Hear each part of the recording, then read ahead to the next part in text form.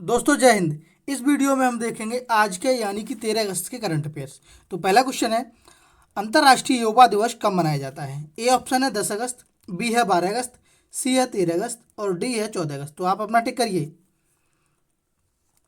तो इसका जो आंसर है दोस्तों वो है 12 अगस्त। 12 अगस्त को अंतर्राष्ट्रीय युवा दिवस मनाया जाता है। ठीक है, क्या अंतर्राष्ट्रीय युवा दिवस। अगर ये पूछा जाए आपसे कि वो राष्ट्रीय युवा दिवस कब मनाया जाता है, तो आप कहेंगे कि भारत स्तर पर राष्ट्रीय युवा दिवस 12 जनवरी को मनाया जाता है। कब मनाया जाता है? 12 जनवरी को। ठीक है, दोनों क्वेश्चन बहुत इंपॉर्टेंट हैं। 12 अगस्त को अंतर्राष्ट्रीय युवा दिवस और 12 जनवरी को राष्ट्रीय युवा दिवस। ये राष्ट्रीय युवा दिवस स्वामी विवेकानंद जी के जन्म दिवस के उपलक्ष्य में मनाया जाता है। किसमें? स्वामी विवेकानंद जी के जन्मदिन। ठीक है, तो आप कहेंगे कि 12 जनवरी को राष्ट्रीय युवा दिवस और आप कहेंगे अंतर्राष्ट्रीय युवा दिवस तो 12 अगस्त को। अच्छा, स्वामी विवेकानंद की जब जब बात आती है तब मैं आपको एक क्वेश्चन बताता हूँ कि स्वामी विवेकानंद जी ने प्रथम विश्व धर्म सम्मेलन में कब भाग लिया था और अपना स्पीच दिया था शिकागो में, आपको पता होगा। तो क्वेश्चन ये पूछता है कि कहाँ स्पीच दिया था और कब दिया था। तो आप कहेंगे 11 सितंबर। कब? 11 सितंबर 1893 में। दोस्तों ये डेट बहुत बार एग्जाम में पूछी गई है। ठीक है, तो 11 सितंबर 1893 में स्वामी विवेकानंद जी ने विश्व धर्म सम्मेलन में भाग लिया था। ठीक है, शिकागो में 11 सितंबर 1893 में। ठीक है दोस्तों, तो इतनी बात आप इस क्वेश्चन से याद रखते रहिए। चलिए आगे बात करते हैं। देखिए, सुप्रीम कोर्ट के कहने पर दिल्ली सरकार ने किसके साथ स्मोक टावर बनाने की घोषणा की है? आप बताइए। ए ऑप्शन है आईआईटी बॉम्बे, बी है आईआईटी टाटा प्रोजेक्ट और सी है ए और बी दोनों और डी है आईआईटी कानपुर। तो आप बताइए अपना। तो दोस्तों हाल ही में दिल्ली सरकार ने एक स्मोक टावर बनाई और ये जो समझौता किया है या हाथ मिलाया है वो आईआईटी बम्बई और टाटा प्रोजेक्ट दोनों लोगों के साथ। ठीक है, तो अब आप कह सकते हैं कि इसका जो आंसर है वो है ए और बी दोनों।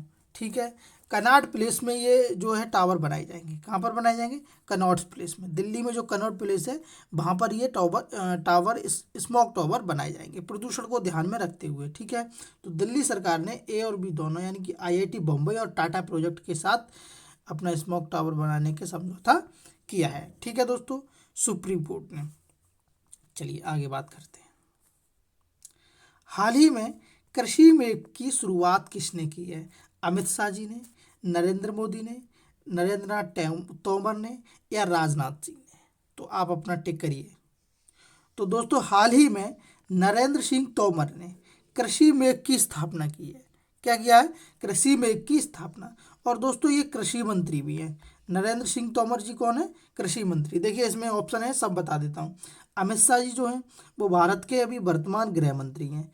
पीएम मोदी जी हैं, वो हैं भारत के प्रधानमंत्री। और पीएम मोदी से एक क्वेश्चन अभी लेटेस्ट में लास्ट वीडियो में बता के गया हूँ कि इन्होंने ही राम जन्मभूमि पर यानी कि अयोध्या के मंदिर की शिलान्यास किया है, यानी कि जन्मभूमि का पूजन किया है। ठीक है, मुख्य अतिथि के रूप में। राजनाथ सिंह ने अभी हाल ही में 101 वस्तुओं के आयात पर प्रतिबंध लगा दिया है। ठीक है, आपको मैंने बताया है लास्ट वीडियो में। ठीक, क्यों लगाया है कि जितने भी अपने हमारे खुद की चीज़ें होंगी तो हम आत्मनिर्भर बनेंगे और हम अच्छी अच्छी चीज़ें क्रिएट करेंगे। ठीक है दोस्तों, और इन्होंने राजनाथ सिंह ने ये भी कहा है कि 200 करोड़ से अधिक का जो टेंडर होगा वो भारत की कंपनी को दिया जाएगा। ठीक है दोस्तों, तो अब इसका जो आंसर है वो है नरेंद्र सिंह तोमर और ये वर्तमान के भारत के कृषि मंत्री है। इसमें क्या है कृषि मेघ में?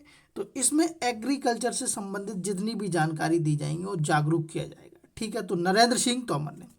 दोस्तों यदि आप किसी कम्पिटिटिव एग्जाम की तैयारी कर रहे हैं तब इस वीडियो को हो सके तो लिख लीजिए। ठीक है, यदि आप किसी की तैयारी नहीं कर रहे हैं फिर भी इस वीडियो को देखिए, क्योंकि देश दुनिया में क्या चल रहा है वो हमारे लिए जानना बहुत ज़रूरी हो जाता है। और यदि चैनल पर आप नए हैं तो चैनल को सब्सक्राइब कर लें। ठीक है दोस्तों, चलिए आगे बात करते हैं। हाल ही में किस देश के प्रधानमंत्री हसन दीव ने इस्तीफा दिया है? दोस्तों बहुत ही चर्चे का विषय रहा है अभी हाल ही में। तो इराक, इजराइल सीरिया या लेबनान? तो आप बताइए। तो दोस्तों हाल ही में लेबनान के प्रधानमंत्री हसन दीप ने इस्तीफा दिया है। अच्छा, क्यों दिया है? तो देखो, अभी आपको पता है कि लेबनान की राजधानी है बैरूत, और बैरूत में बहुत अधिक मात्रा में अमोनियम नाइट्रेट रखा हुआ था, ठीक है। और यहाँ से ये रिसाव होने के कारण यहाँ पर जो बैरूत है यहाँ पर बहुत लोगों की हत्या हो गई है, ठीक है। बहुत लोगों की हत्या भी हो गई है, और पूरा देश बताया जा रहा है कि तबाह हो गया है, ठीक है। तो जनता आक्रोश के कारण ये हसनदीप जी ने अपने जो लेबनान के हैं उन्होंने इस्तीफा दे दिया है, ठीक है दोस्तों। जब गैस रिसाव की बात आती है तो देखो, भारत में भी भोपाल त्रासदी हुई थी। क्या हुई थी? भोपाल त्रासदी। और ये कब हुई थी? 3 दिसंबर, ठीक है।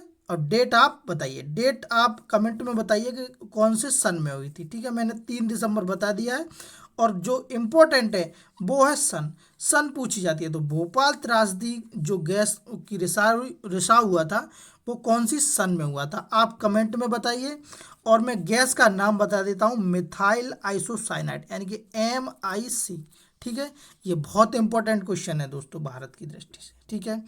और अमोनियम नाइट्रेट जो अभी रिसाव हुआ है वो हुआ है लेबनान में, ठीक। तो लेबनान के जो राष्ट्रपति वो प्रधानमंत्री हैं हसनदीप, उन्होंने इस्तीफा दे दिया है। दोस्तों लेबनान जो है वो साउथ एशियन कंट्री है। क्या है? साउथ एशियन कंट्री है। चलिए, इतनी बात आप याद रखते रहिए। अगला क्वेश्चन है, भारत सरकार ने हाल ही में मानव हाथी संघर्ष पर किस पोर्टल की घोषणा की है? आप बताओ। ए ऑप्शन है सुरक्षा, बी है भोपाल देखभाल, और सी है ई मित्र, यहाँ ई मित्र होगा, तो ई मित्र, और डी है इनमें से कोई नहीं। तो आप अपना टिक करिए।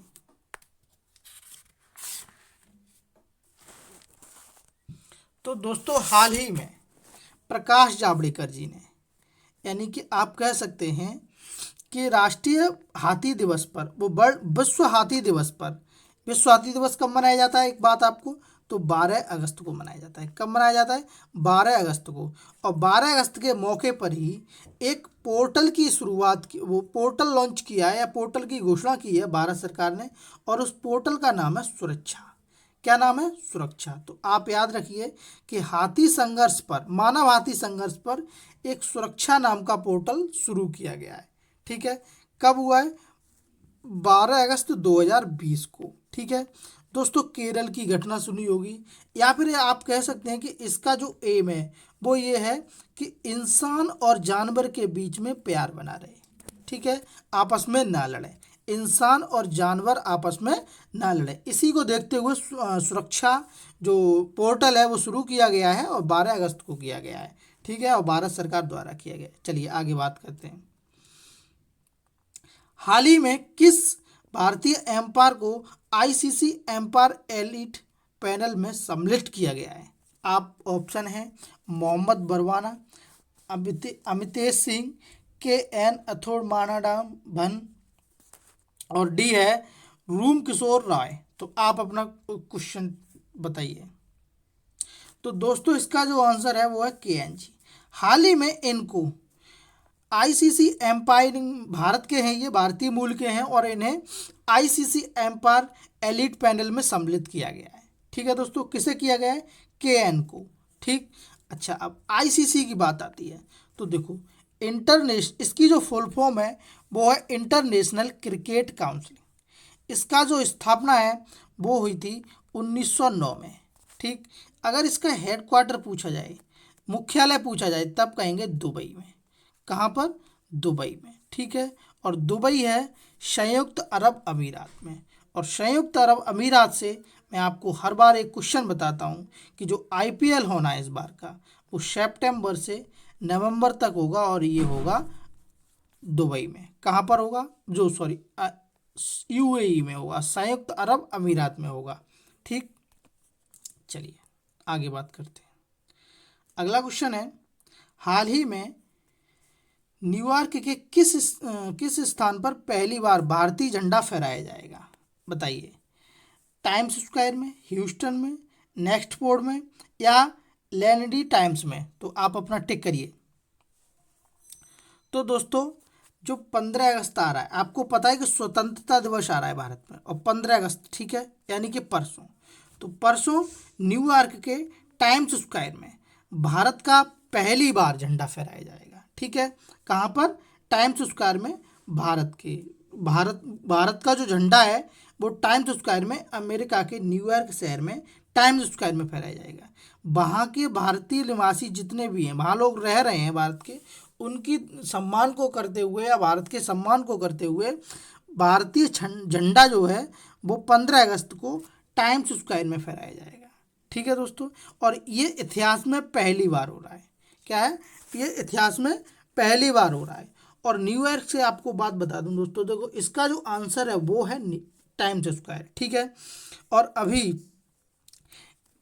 NWW, क्या? अभी हाल ही में NWW यानी कि न्यू वर्ल्ड वेल्थ की रिपोर्ट आई थी, और उस रिपोर्ट में सबसे धनी जो शहर था वो था न्यूयॉर्क। क्या था? न्यूयॉर्क। अगर भारत की बात की जाए तो भारत का जो सबसे धनी शहर था वो था मुंबई। क्या था? मुंबई। तो आप याद रखते रहिए, वर्ल्ड में WWF की जो NWW यानी कि न्यू वर्ल्ड वेल्थ की जो रिपोर्ट आई थी वो न्यूयॉर्क सबसे धनी था और भारत में मुंबई था, ठीक है दोस्तों। तो यदि आपको वीडियो पसंद आया हो तो वीडियो को लाइक कर दें यार, लाइक नहीं करते हो आप लोग, कंजूसी करते हो लाइक में, ठीक है। लाइक कर दें और चैनल को सब्सक्राइब कर लें और बेल आइकन दबा लें, जिससे कि आपको तुरंत वीडियो का नोटिफिकेशन मिलता रहे। और यह महत्वपूर्ण दिवस की जो वीडियो देखना चाहते हैं तो आप चैनल के प्लेलिस्ट में जाइए, और उसमें जुलाई माह का मैंने बना दिया है और अगस्त का जल्दी आने वाला है, ठीक है दोस्तों। ठीक है दोस्त, धन्यवाद।